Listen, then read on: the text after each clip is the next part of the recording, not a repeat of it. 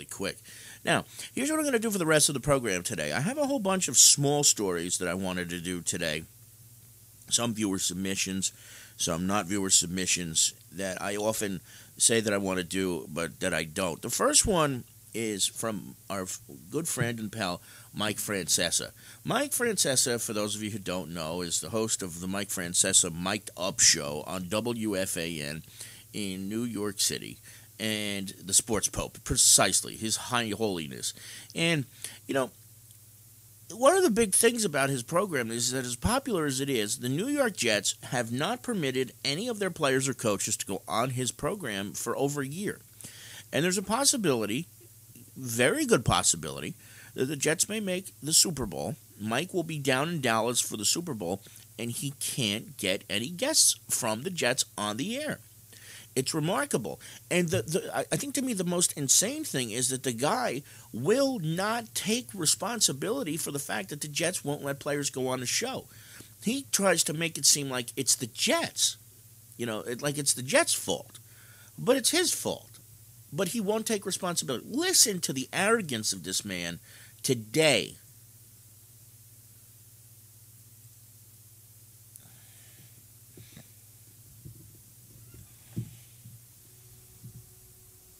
Brian in Tom's River. What's up, Brian?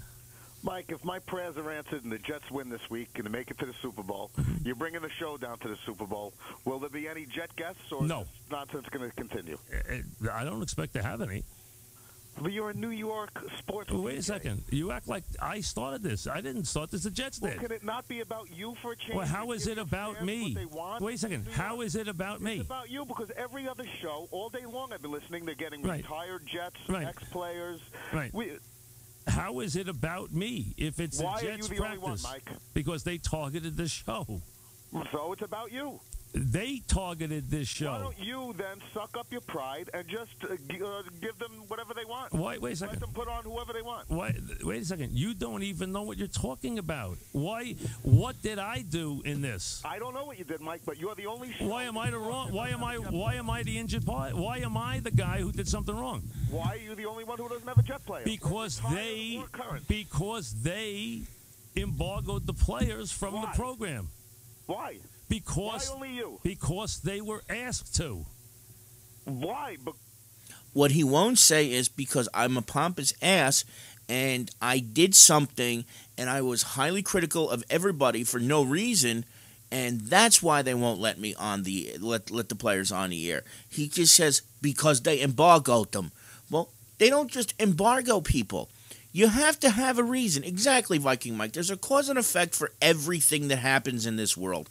And he makes it seem like he did nothing to cause this. Anybody who's ever listened to the show knows he's never given the Jets a fair shake. Ever. Good or bad. Because of your treatment and your bias against No. baloney. Then why are you the only show, Mike? Because I'm the show that the other station asked them to do it to. I don't buy that. Well, I don't care if you buy it or not. I don't care. Go find out if it's true. Why don't you just I'll call? Just go listen to ESPN. Why don't you go call up the Jets and ask them if this happened? You're the only show. You can't even get a retired player. This is a huge week for the New York Jets. Hey. You can't get a retired player to come on? I didn't ask any retired players to come on. What do I want retired players for? Talking about the Packers and the Bears, then. It's really exciting for New York fans. Listen. Why would you want retired players on? Are you kidding me? During Super Bowls in the past, when the Giants have been in the Super Bowl, I mean, all you hear from are retired players. You get Phil McConkey, Mark Bavaro, you get Phil Simms, Jeff Hostetler. How could you not want Joe Namath? Exactly. Why would you not want Joe Willie on your show if the Jets make it back to the Super Bowl for the first time since 1969, 42 fucking years? And you're going to tell me that you don't want to have Joe Namath on your program? What are you talking about, Mike? I'm sorry. I mean, come on. I mean, you don't want to have Mark Gastineau on your show. You don't want to have some of these other great Jets, Joe Klecko. You don't want Joe Klecko on your show? You're kidding me, Mike. You really don't want Joe Klecko on your show. I mean, if you don't want Joe Klecko on your show, then you have hoodwinked the people of New York for a long, long time. That's right, Marty Lyons. You don't want to have Marty Lyons on the show? Even though he's going to be broadcasting the show and he's going to be there for the entire week? Give me a break. What planet do you live on, you idiot? Let's keep talking about the Packers. I'll tell you what. You know what? You're listening to me and you're yelling at me to tell me, then don't listen then. Go somewhere else. What do you want me to tell you? The Jets started this and you want me to fix it. I mean, come on now. I'm not doing that. And you know what? If you're going to tell me that, you're telling me, here's what you're telling me. I'm not going to listen to you. Why are you listening to me? I'm not going to listen to you, but I'm listening to you. I mean, so does it make any sense? See, this is where it's great. That's exactly what he does, Mike. He changes it around. He'll make it seem, well, why are you listening to me? Well, listen, there aren't many alternatives. To this day, Ivan, did you ever hear of Mike Francesa before here? I always wondered what kind of reach he had up to Canada. No, okay.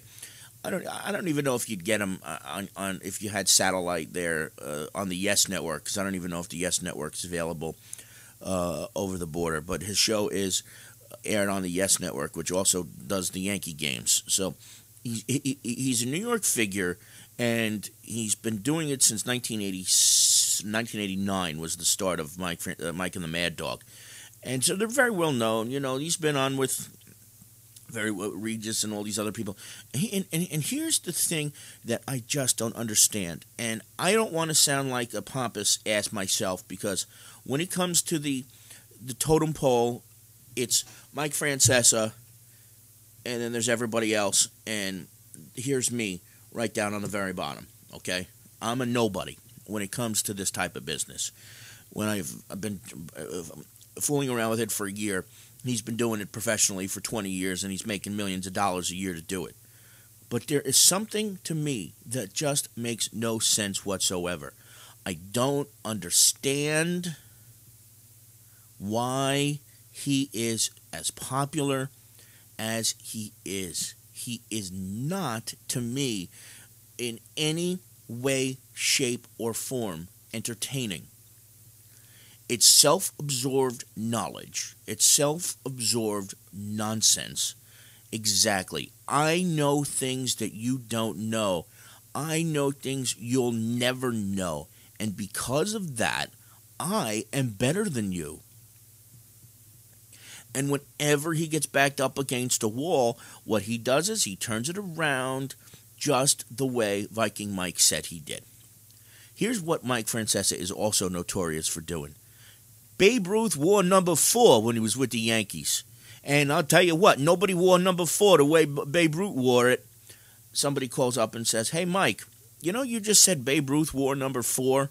I think we all know he wore number 3. I never said that. Oh, no, I never said that. Why would I say such a ridiculous thing? Everybody knows Babe Ruth wore number 3. Everybody knows that.